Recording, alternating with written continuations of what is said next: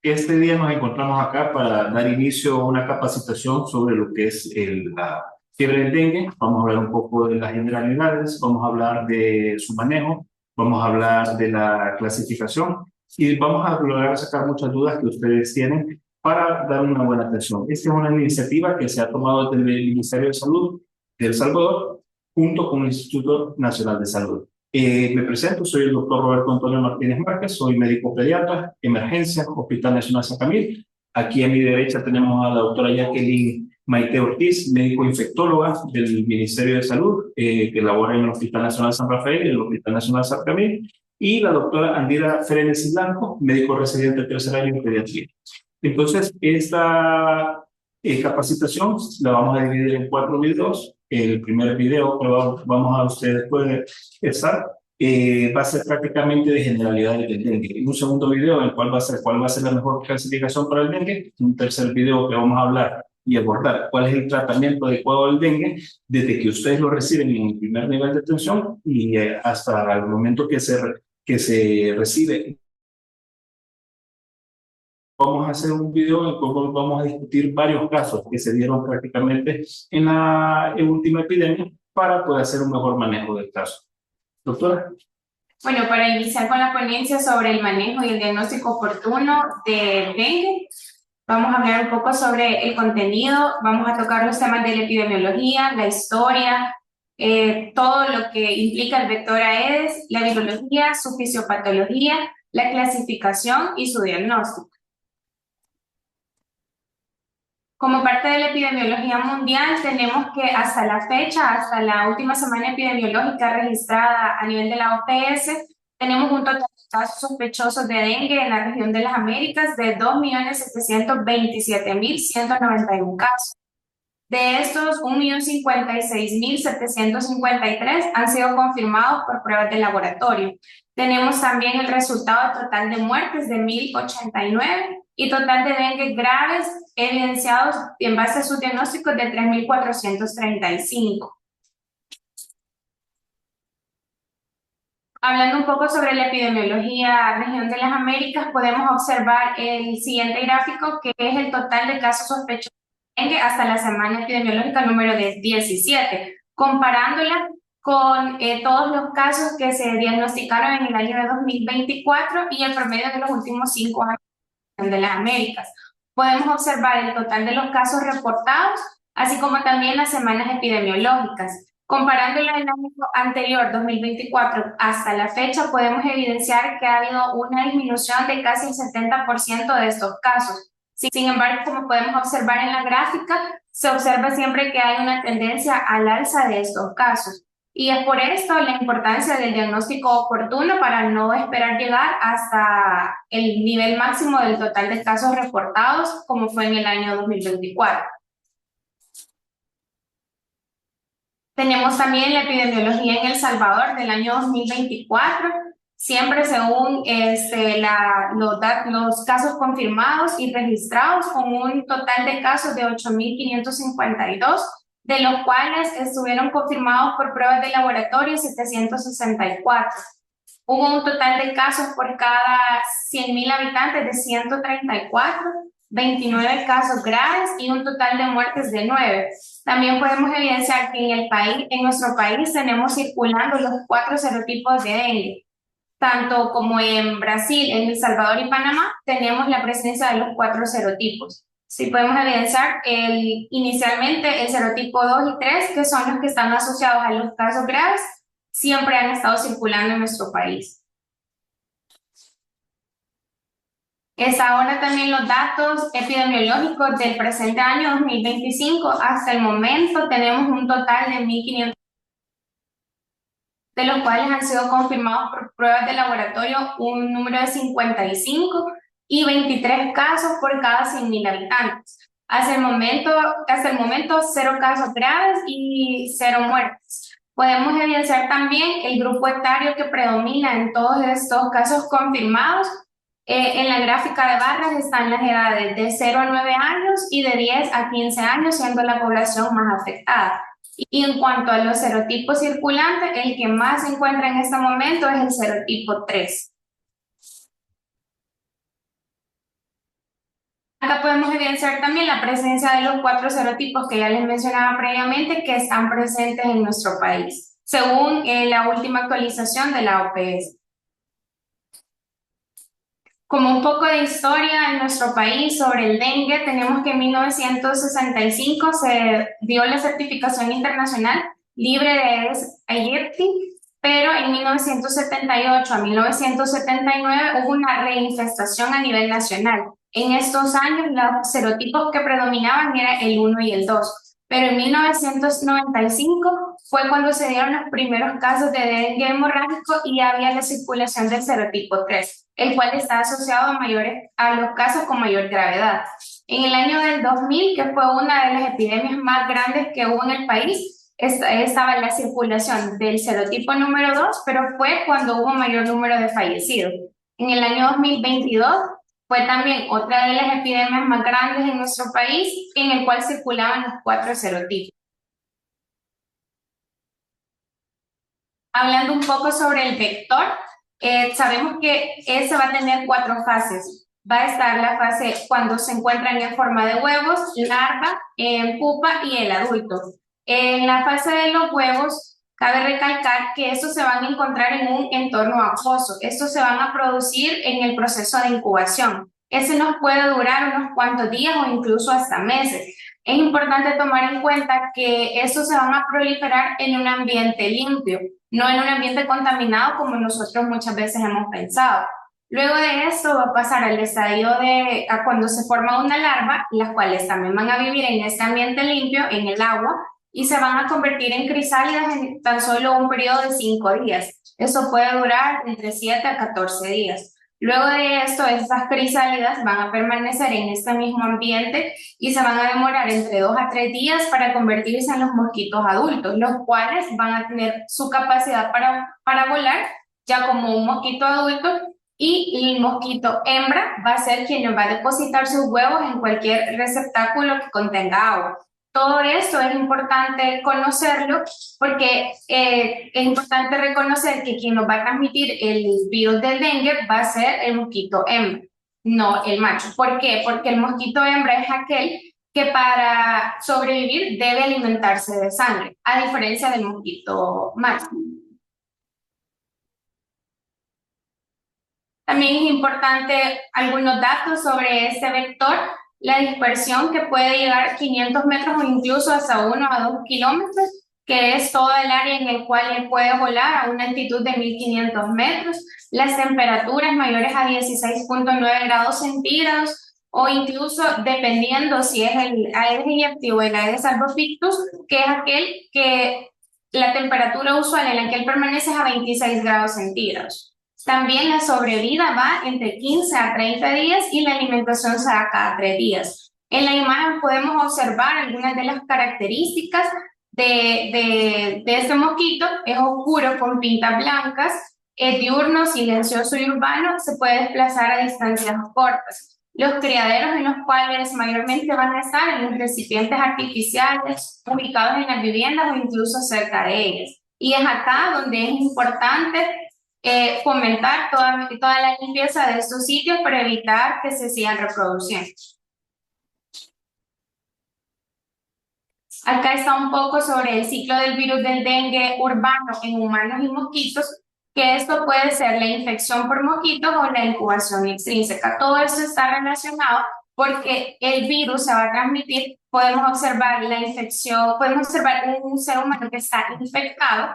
Viene el mosquito, se alimenta de sangre de estas personas, luego de eso va a pasar a lo que es la incubación extrínseca, donde por medio de las glándulas salivales y llega y pica a un humano sano, ya le transmite lo que es el virus del dengue. Y luego de eso, así se va dando toda la reproducción y así se va dando la transmisión por medio de la picadura del zancudo al ser humano.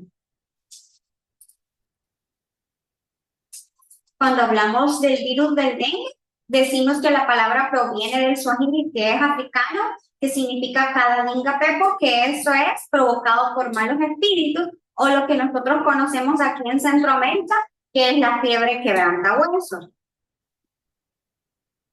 Las generalidades del dengue, ese pertenece a los arbovirus de la familia Flaviviridae, del género Flavivirus, es ARN monocatenario, tiene 4 serotipos del 1 al 4, algunos se han considerado que son más virulentos que otros, como los tipos 2 y 3, que están más relacionados a las enfermedades graves y a las hemorragias.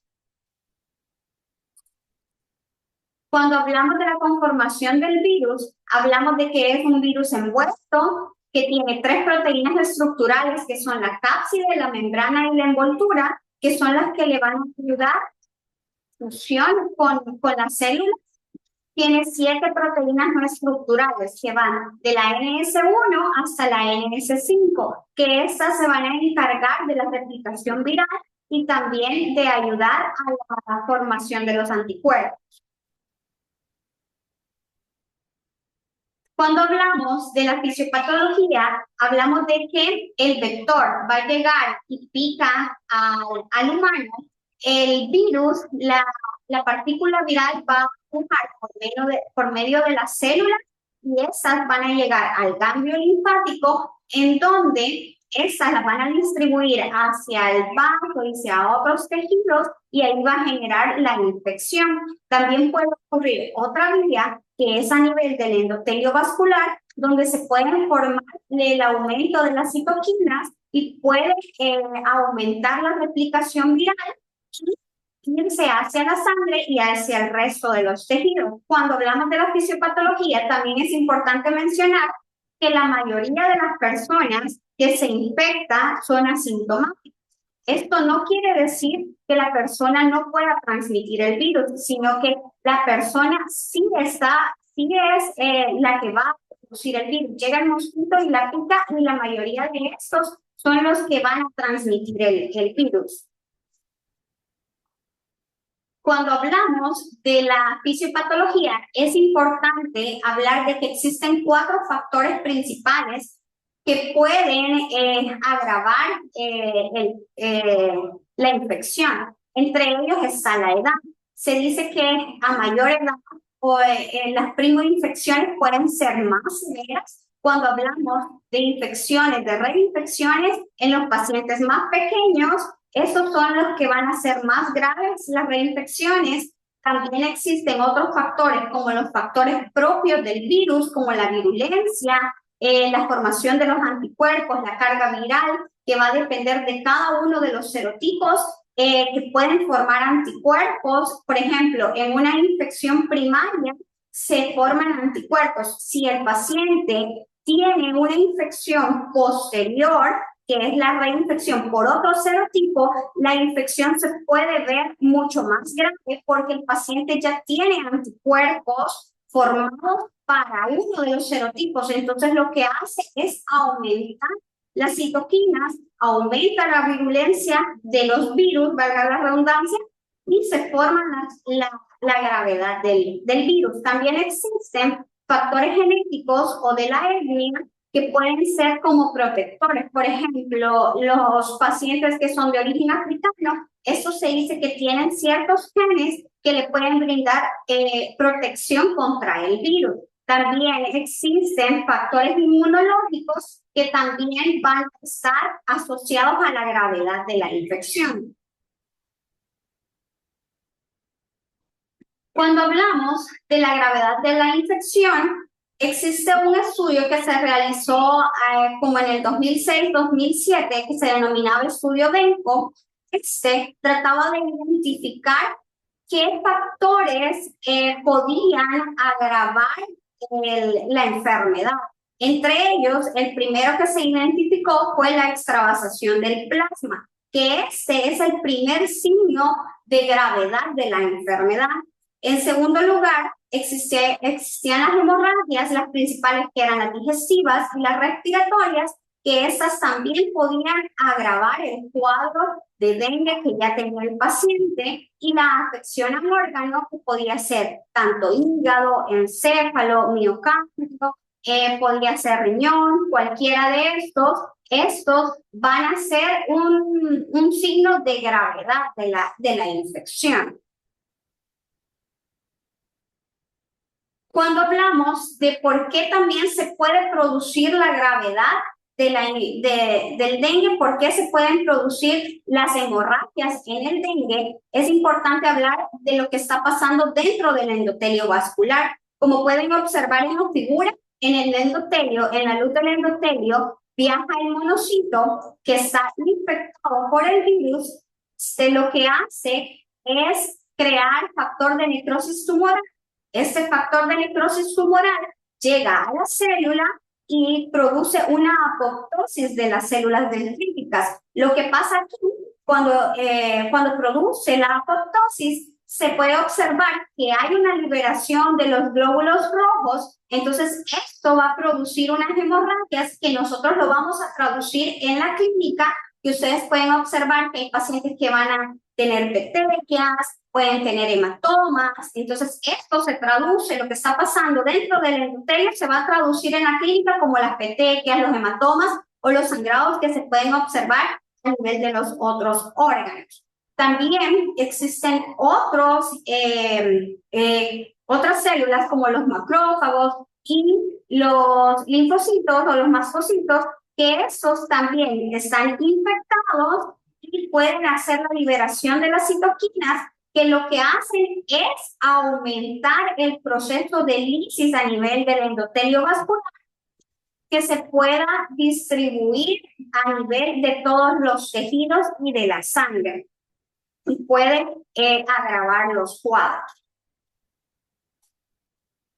Cuando hablamos de por qué se produce la trombocitopenia en el dengue, no solo es por una sola causa. Realmente existen varios mecanismos. El primero es por un resultado de una lisis plaquetaria. También puede haber una disminución de la producción de las plaquetas por medio de la médula, que esa va a ser transitoria. También hay mecanismos inmunomediados que también van a producir la trombocitopenia, y esto puede haber una reacción cruzada con los anticuerpos NS1, que ya los vimos al inicio, que forman parte del virus. Lo que van a hacer estos es que inhiben la agregación plaquetaria y por eso va a haber una disminución a nivel de las plaquetas. ¿Qué nos indica eso? La plaquetopenia. La plaquetopenia indica que la enfermedad está activa. Esto quiere decir que cuando inicia la plaquetopenia es que todavía está el virus ahí dentro del cuerpo. Generalmente la plaquetopenia no inicia desde el primer día, la plaquetopenia va del tercero al cuarto día de enfermedad. Los pacientes no van a debutar con una plaquetopenia. Y si el paciente tiene una sospecha de dengue y no tiene plaquetopenia, esto no me descarta el cuadro de dengue. ¿Qué voy a ver yo cuando el paciente hay una mejoría del paciente? Va a haber una mejoría de las plaquetas. Entonces esto me indica que el paciente ya va de salida del proceso activo. Entonces, ¿qué quiere indicar esto? No, que el paciente tiene que tener un reposo porque no recupera totalmente sus plaquetas. Entonces, hay una mejoría, pero es una mejoría parcial y es progresiva. Entonces, el paciente tiene que tener un reposo posterior a que nosotros observemos que hay un aumento de las plaquetas. ¿Por qué se van a producir entonces las hemorragias en el dengue? Ya vimos que no solo es el daño endotelial, como lo vimos al inicio, no solo es por la trombocitopenia, porque la trombocitopenia, que un paciente tenga 50.000 no me define que va a tener un sangrado profuso. Que el paciente, puede haber un paciente que tenga 100.000 plaquetas y que tenga un sangrado grave. Entonces, el nivel de plaquetopenia no me define la gravedad de la hemorragia del paciente. Entonces, las hemorragias van a ser multicausales. Puede ser por liberación de sustancias procoagulantes, porque no se forma, hay una disminución de los fibrinógenos, hay un aumento del consumo de los anticoagulantes y del consumo de las plaquetas por la fiebre. También hay un daño a nivel de las células endoteliales. Entonces, todas estas me hacen que pueda haber una hemorragia dentro del cuadro de dengue. Cuando hablamos de dengue, existen tres probabilidades. Una Caso sospechoso, un caso probado y un caso confirmado.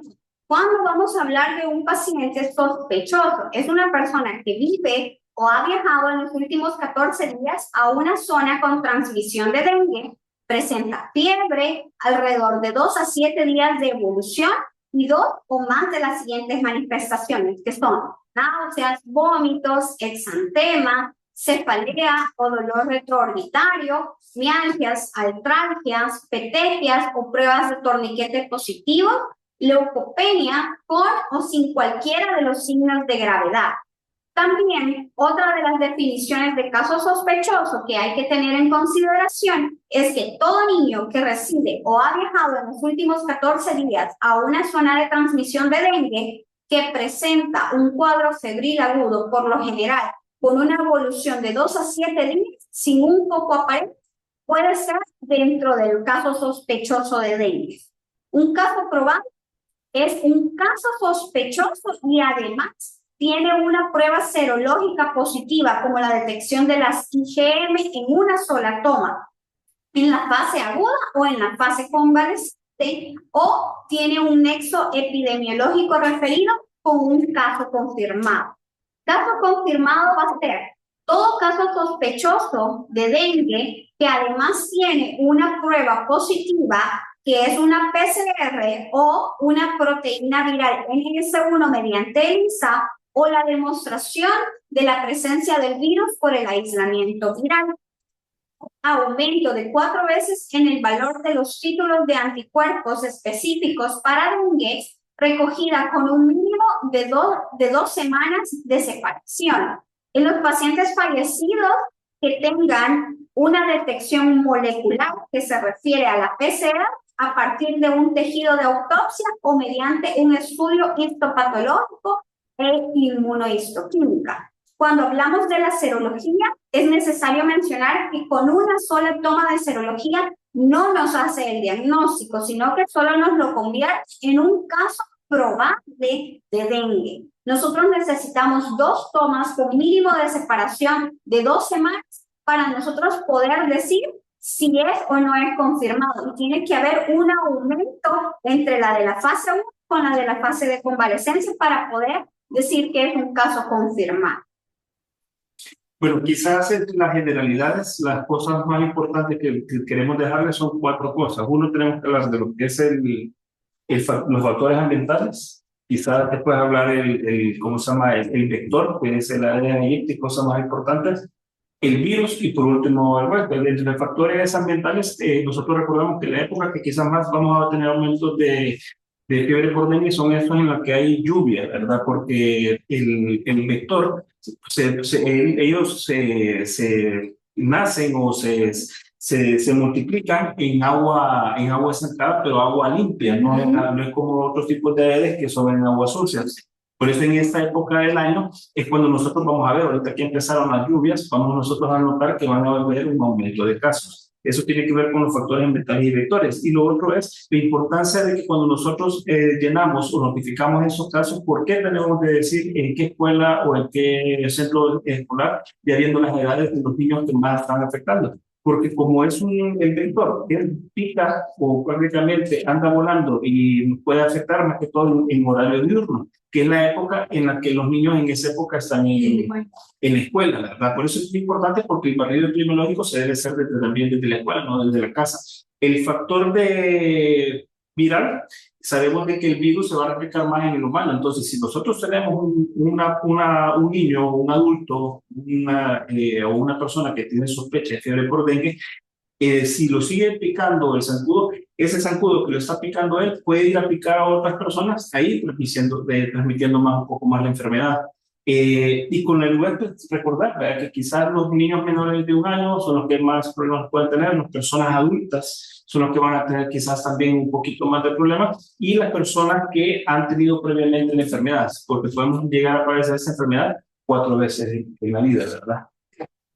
Solo recordar que los pacientes, incluso antes de que inicien la fiebre, eso ya pueden transmitir la enfermedad, incluso 2 días previos al inicio de la fiebre, ellos ya son portadores del virus y entonces puede llegar un mosquito y picarlo y usted estar asintomático. Por eso decimos que la mayoría son asintomáticos. Y el 80% de los, 80% de los pacientes van a ser asintomáticos. Y no debemos de casarnos con el examen, sino que ya la definición de caso le dice, va a ser sospechoso toda esta persona. El examen nos va quizás a llegar a orientar cómo va a ir el ciclo de este paciente, si va a ser un paciente que se va a poder manejar como un dengue sin signos de alarma de una manera ambulatoria siempre en la casa, o si se nos va a llegar a complicar, igual que lo que vamos a hacer, que lo vamos a hablar en los siguientes videos.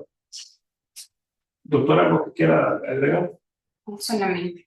Bueno, entonces con eso tenemos finalización del primer video, donde hablamos de generalidades. Ya una vez pasemos al segundo video, vamos a hablar de las otras cosas. Muchísimas gracias.